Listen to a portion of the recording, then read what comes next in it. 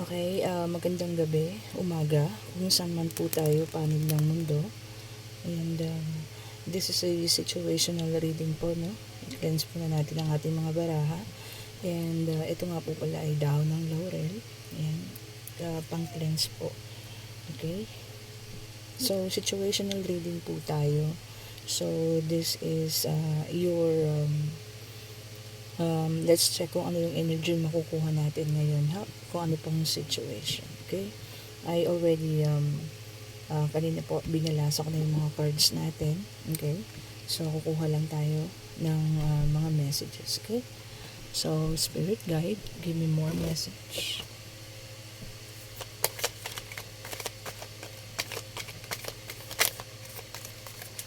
Spirit guide, give me more message, okay?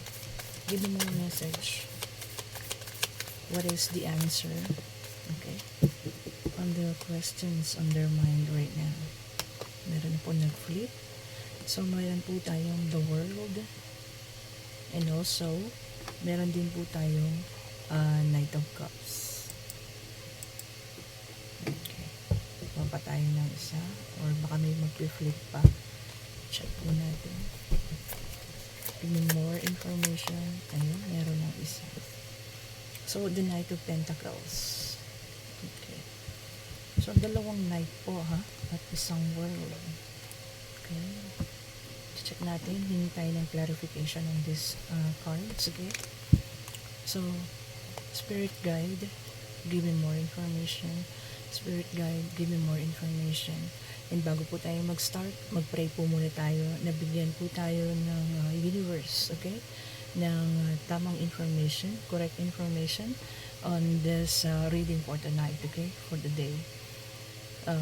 Spirit guide, give me all the answers, okay, to the questions on their mind. Spirit guide, give me all the answers on the questions on their mind. Okay po, start na tayo. Okay, kuha lang tayo ng mga baraha po kung anong ibig sabihin ng ating reading for today. Ayan, meron ng tumalsik, isa. Okay. Oh, it's also a Knight of Swords. Okay. Isa ba po? Knight of Swords. Spirit guide, give me more information. Clarification, please, on the world. Okay. Clarification po. Give me more information. Okay. Okay. Para po dito sa the world, ano? Kasi ang the world kasi, ano to changes. May pagbabago. Okay po. And tapos, sumunod na lumabas is the Eight of Pentacles. And also the Knight of Swords, okay? Para po dito sa Eight of Pentacles, okay? It means that there will be a new job or a new employment, okay? You can also, nag-iisip tayo yung iba sa inyo ng business, okay? And nakadedicate tayo ngayon dito sa ating stability, okay? Pagdating po sa ating financial. Okay, and also yung Knight of Swords, ang ibig sabihin po niyan, magkakaroon ng big changes. Maaaring ito pong card na unang napunot natin ay tungkol sa financial, na merong mga iba sa inyo dito na talagang sa ngayon ang ating uukulan ng pansin, or we are being focused sa ating financial problem, okay? Kung meron man tayong financial problem ngayon. And sinasabi naman po dito sa ating mga baraha, magkakaroon kayo ng mga panibagong changes, okay? Mga bagong opportunities para sa ating pagkakakitaan or sa ating financial. So, maganda siya. Kung ang iniisip nyo ngayon ay ang tungkol sa inyong stability or financial. So, this is the good month, okay? Para ating pagtuunan ng pansin yung ating financial, okay? And then, meron din po tayong Knight of Cups. Let's check.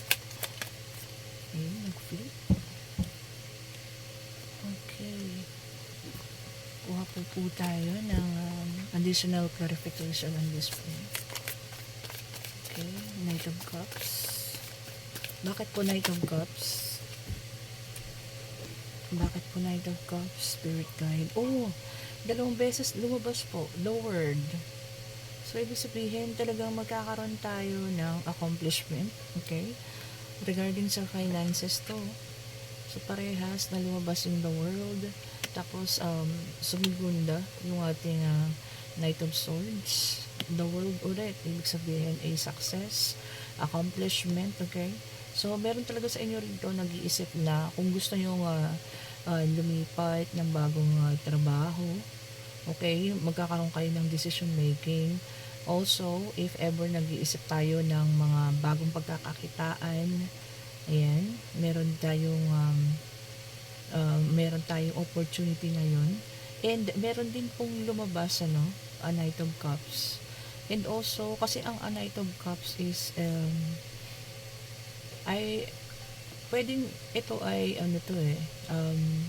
kung meron kayong dinidil ngayon, na bagong tao, okay? Kung merong kayong nakilala na bago, no?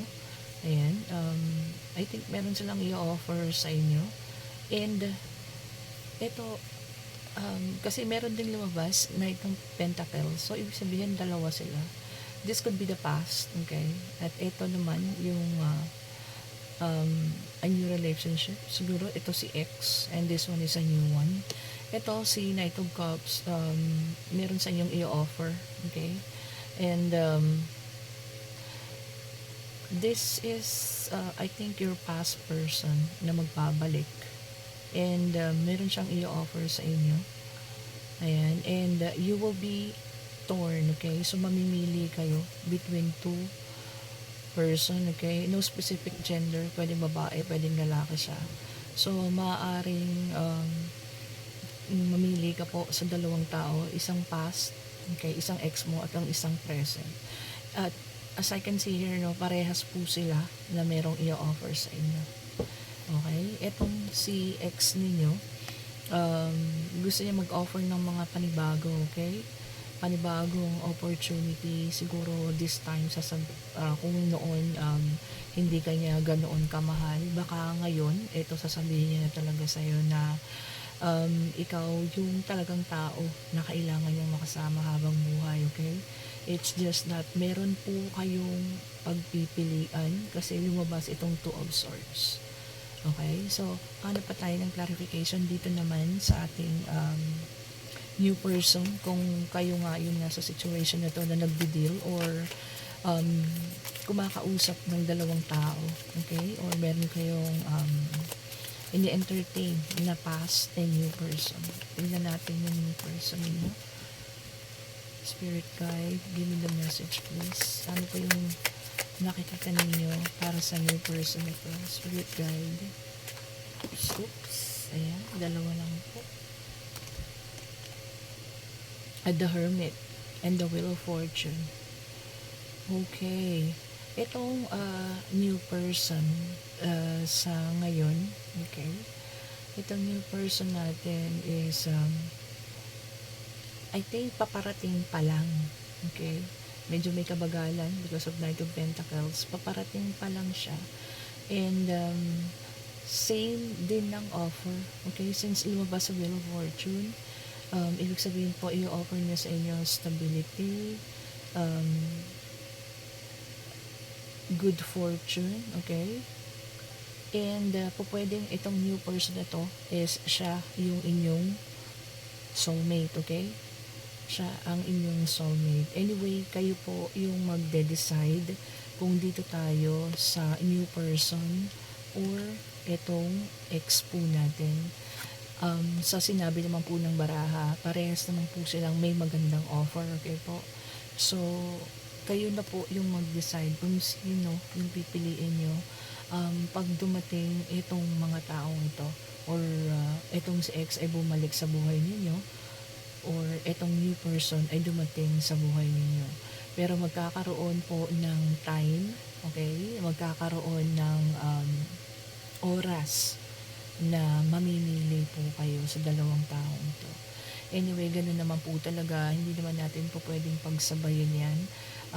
Whether kung babae ka man o lalaki ka, syempre 'di ba kailangan maging fair din tayo sa ating mga karelasyon. Okay po. And right now, gusto ko pong mag-isip kayo ng question answerable by yes or no.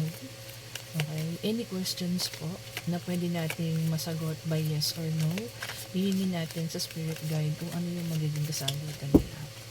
Spirit guide, give me more message please and give me the answer to their questions on their mind. Spirit guide, give me po yung sagot, kasagutan po sa kanilang mga katanungan. Spirit guide, give me the answer to their message. Ayun, nagpulit yung nasa ibabaw. Check natin. And it's a yes from Page of Pentacles, okay? So, kung nag-aantay tayo ng good news, may inaantay po tayong balita if it's going to be on the work, okay? Kung may kinalaman sa trabaho, sa financial, sa love life, okay? Kung mayroong darating man na tao or may pauwi na tao, ibig sabihin po ay yes. And napakaganda po. Ibig sabihin nito ay lahat ng plano ninyo, kung may plano tayo ngayon, ay mangyayari. And kung meron din kayong plano na maghanap ng ibang trabaho, kagaya nga po kanina nang sinabi ko, ito ayan, meron po, pwede ninyong gawin siya sa ngayon. And the universe is guiding you. Meron tayong Scorpio dito, no? Nakikita ko Scorpio ang malakas dito. So, if ever may Scorpio dyan na nag-ask ng any questions, ang kasagutan po ay yes. Okay po. And reminder lang po pala ulit, kung gusto niyo ng private reading from me, you can always message me on my Facebook account, okay? Mystic Tarot. Pakihanap nyo na lang po yan sa Facebook. And also, if you like this kind of reading, please click subscribe, like, okay? And click the notification bell para lagi po kayong updated sa mga i-upload ko pa. And also, leave a comment po kasi once you leave a comment dito sa ating reading for today, na-absorb ko po yung mga energy ninyo. Baka sa susunod po na reading ay para sa inyo na pa yung ating reading for today, okay? O yung magiging reading natin ay maaaring para sa inyo na. Okay po. So, do not forget po ang reading natin for today is going to be for a two-person na darating po at magkakaroon kayo ng kailangan na decision, okay? Big decision kung sino yung pipiliin natin dito. Parehas po silang may offer na stability, okay po? So, parehas po na maganda yung offer nila. So, nasa sa inyo na lang po yan kung sino po talaga yung pipiliin ninyo. Okay po. So, maraming salamat po sa lahat ng mga nanonood and God bless po sa ating lahat. Okay po. God bless po sa inyo and bye-bye po.